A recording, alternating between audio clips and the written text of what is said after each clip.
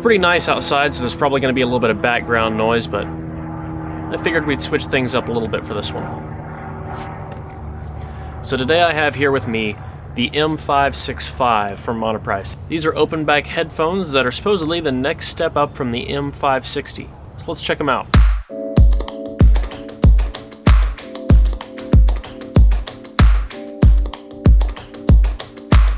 Now right off the bat, it's easy to notice that the build has changed quite a bit on these from the M560.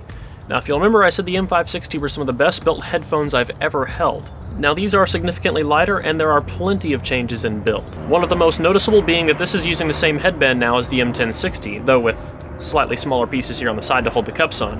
And speaking of those cups, they are now made of wood all the way around. The metal grills right here are slightly flexible, but I don't think it's going to be too much of an issue considering this wood lip bumps out over the mesh itself. The pads feel like the same material the M1060's pads are made out of, only these are removable. So while Velcro may not be the perfect solution, it's definitely better than not having removable pads at all, and I would definitely take it over glue. That being said, comfort is pretty great, and I'm not having any issues with the stock pads, and I really haven't seen any reason to change them out for anything else. On the subject of build, it seems they've adopted the same 2.5mm connectors that the M1060s now use. In fact, they ship with basically the exact same cable. Now another thing you'll notice with these is that there's no left and right marking. Left and right is determined by which side you plug up left and which side you plug up right. Oh, and did I mention they come with a carrying case? It's not quite as big as the M1060's case, but that could be a good thing considering these are meant to be portable. Oh, and fold flat for a backpack. Good call. So overall, as far as building comfort is concerned, I'm not really worried about these having any build issues like the first generation of the M1060 did. These seem to be reasonably well constructed. The sun is setting while I'm filming. So, let's talk about sound.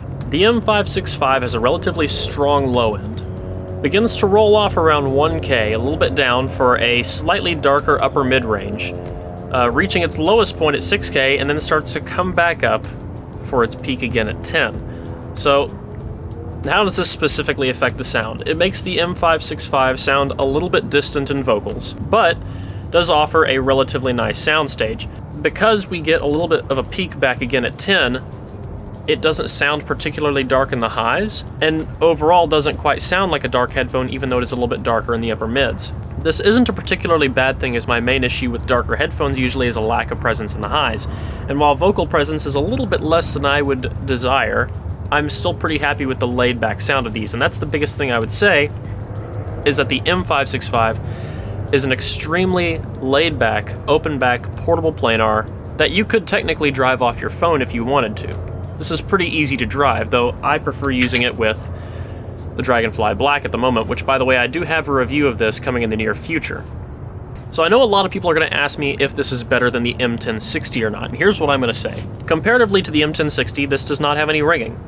This is lighter, this is more comfortable, and this is better built than the first revision.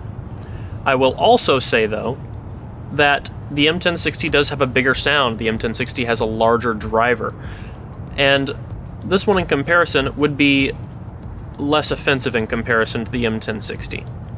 Now, it's hard for me to say which is exactly better, because while I would prefer the sound signature of this one over the stock M1060, I will say that M1060 is also more detailed in some areas.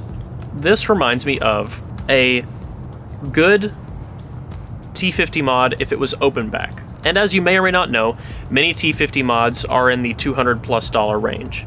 So with my saying that this sounds like a better T50 mod that also happens to be an open back, I would take that as a competitive compliment. Need something open back, planar, and portable? This is a good bet right here. I'd probably take these over the 400i's, to be honest.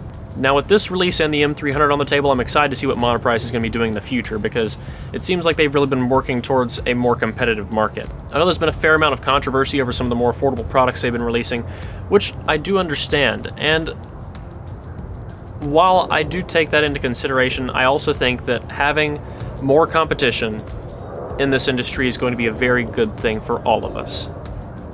So let's see what happens. But the next video coming after this is the Monoprice M300 in-ear open-back planar headphones.